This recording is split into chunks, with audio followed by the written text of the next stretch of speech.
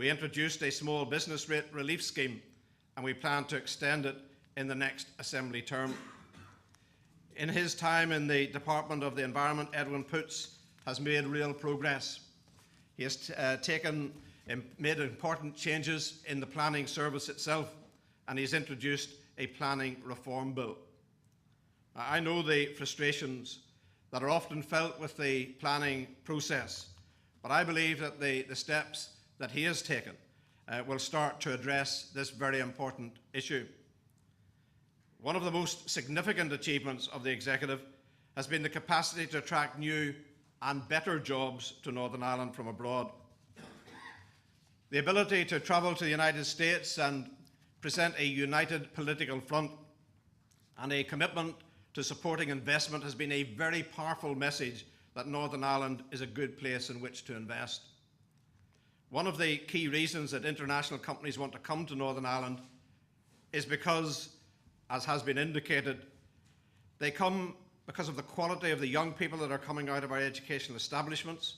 More and more, we're having to tailor courses to meet the demands of the businesses that are being established here. Our educational standards and the work ethic of the Northern Ireland people are cited time and time again as key reasons to invest. And it's not just Citigroup or indeed the New York Stock Exchange that we've been able to attract. We've also been able to make Northern Ireland an attractive place for Universal Studios and HBO to come and film major movies and television series. In the last 4 years, we've attracted new jobs from Terex, Dow Chemicals, Allen & Overy, Bombardier, Teleperformance, Seagate, First Source, Fujitsu, and look at our local companies, First Derivatives, Randox, Camden, and of course Norbrook. Despite the economic downturn, the Northern Ireland Executive worked to ensure that Belfast became the United Kingdom's most attractive city outside of London for foreign direct investment. And do you know that in spite of the backcloth of a global recession, that the Executive created more jobs and better jobs in Northern Ireland than at any time since records began. The success of our economy is determined by many factors which are beyond our control. We can't do much about the international financial climate. Indeed, there is little that we can do sometimes about the national issues. But we must do all that we can in the areas where we have a real influence. We can provide the environment in which business can succeed and in which business can create wealth. Northern Ireland is world-renowned for its entrepreneurial culture. Just think of those companies that have already grown here, such as Wrightbus, First Derivatives, and Randox. But in the future, I want to see these companies being the norm rather than the exceptions we draw attention to. Sometimes we undersell what companies based in Northern Ireland have achieved. For example, 35% of all the world's computer read-write heads are made at Seagate in Londonderry, and that's in the UK's largest nanotechnology site. Randox sells to 130 countries across the globe. HeartSign in Belfast makes portable defibrillators which are used on the set of ER as well as in the White House. BE Aerospace in Kilkeel makes 30% of the world's business class aircraft seats. And did you know that 40% of the world's mobile crushing and screening equipment is made here in Northern Ireland? And Wrightbus sells streetcars to Las Vegas, buses to Hong Kong, and they designed the new London Roadmaster. I'm proud of the contribution that Arlene Foster has made in her 3 years in DETI and the jobs that we've been able to attract. We'll have to wait until after the election to see which ministers are responsible for each department. It's determined by a complex formula, but it's based on a fairly simple rule. The more votes a party gets, the more seats it gets in the Assembly. The more seats it gets in the Assembly, the more departments it will get to run. I suspect that the same parties will be entitled to seats in the next Executive as held seats in the past one. So until the system of government we have is changed and reformed, we're all going to have to work together. We need to work together. But that doesn't mean we shouldn't point out fundamental differences that exist between the parties and allow the electorate to make a decision on election day. I still believe that this will be the first election in Northern Ireland for generations fought on the basis of everyday issues where parties can deliver an outcome.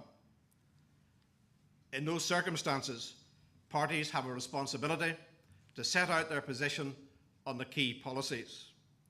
Now, I would pay tribute to the role that the Deputy First Minister has played in helping attract new investment to Northern Ireland, in particular as part of our joint trips to the United States. Being able to present a united front on behalf of a stable Northern Ireland gives potential investors real confidence in investing here. But it would be quite wrong to think that there are not significant economic policy differences between the DUP and Sinn Féin. Indeed, it's a sign of our political maturity that we've been able to follow an agreed executive strategy in spite of those differences. The DUP is a low-tax, pro-business party. Sinn Féin has a very different agenda. You saw Sinn Féin's economic policies articulated during the recent election in the Republic of Ireland, seeking to exploit short-term economic difficulties is no substitute for a credible economic policy. It's widely accepted that the support Sinn Féin won in the Republic's election had little to do with the constitutional position. Neither, I suspect, was it an endorsement of their economic plans. Rather, it was an expression of anger and protest by voters who knew that those policies would never be tested in practice. The difference between the approach that Sinn Féin has taken in Northern Ireland from the Republic of Ireland has been widely commented upon. I believe that the main difference is that in the South they get to say what they really believe, while in Northern Ireland our form of government means inevitable and ongoing negotiations and compromise. The reality is that without the influence of the role of the Democratic Unionist Party, the economic policies of Sinn Féin that they would choose to follow would be as deeply damaging to Northern Ireland as they would be to the Republic. If we can make this election a battle of policies and ideas, it will be clear how far our political process has evolved. Determining which vision of for Northern Ireland people that they may want is what elections are about, and I very much welcome the opportunity to fight this election on these real issues. The nature of our past has meant that politics has been dominated by the constitutional question, with few people voting on the basis of economic policy. Let's face it, voting has broadly followed religious lines. And because the SDLP and Sinn Féin are parties of the left and far left, many Catholics have felt unable to vote for those representatives who share the same economic views that they hold. I don't suggest that overnight tens of thousands of Catholics will start voting DUP. I wish that they would. But what I am absolutely certain about is that for many, the economic policies that we espouse are much closer to their own than the economic policies of either the SDLP or Sinn Féin. There is no more pro-business, low-tax party in Northern Ireland than the DUP. This is the foundation of our economic policy. In the next Assembly term, we want to build on what we have achieved and safeguard the advances that we have made. Over a period of time, we want to see corporation tax reduced in Northern Ireland to 10%. We want to see more jobs created, 20,000 supported by government in the next 4 years.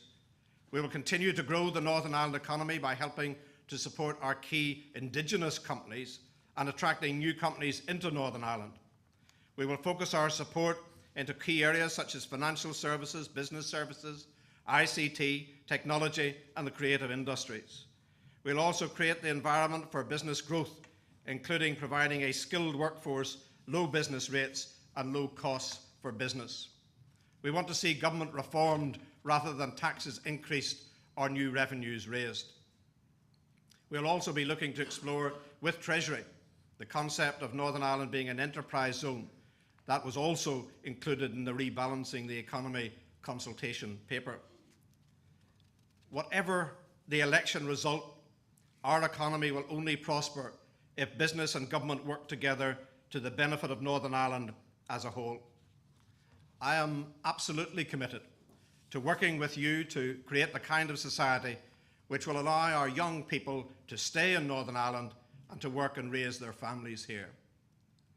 The recent global economic downturn has undoubtedly been a significant setback, but I have no doubt that we are charting the right long-term economic course.